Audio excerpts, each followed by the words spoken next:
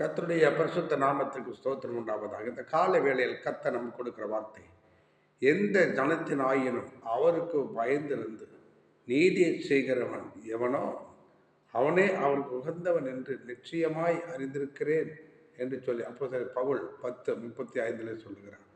எனவே எந்த ஜாதி ஜனமாக இருந்தாலும் ஆண்டவராகிய இயேசு கிறிஸ்துவுக்கு பயந்து நீதி, நியாயம், உண்மை, நேர்மை இவைகளில் நடக்கிற பொழுது அவனே அவருக்கு உகந்தவன், பிரியமானவன் என்பதை இந்த வசனத்தில் அறிந்து கொள்கிறோம். எனவே கர்த்தர் தாமே நம்முடைய ஜாதி ஜன இன வேறுபாடுகளை மறந்து அவரை மாத்திரம் நாம் நேசிக்க வேண்டும் என்று சொல்லி இந்த வசனம் சொல்லுகிறது. எந்த ஜனமாக இருந்தாலும் பரவாயில்லை, ஆனால் அவருக்கு பயப்படணும். அவருக்கு பயந்தவர்களுக்கு குறைவில்லை. கர்த்தர் தம்முடைய நாமத்து நிமித்தம் அவருக்கு பயந்தவர்களை குறைவில்லாமல் ஆசீர்வாதமாய் நிறைவான ஒரு வளர்ச்சியை கொண்டு வந்து நிறுத்துவார். கர்த்தர் இந்த வசனங்களை கொண்டு உங்களை ஆசீர்வதிப்பார்.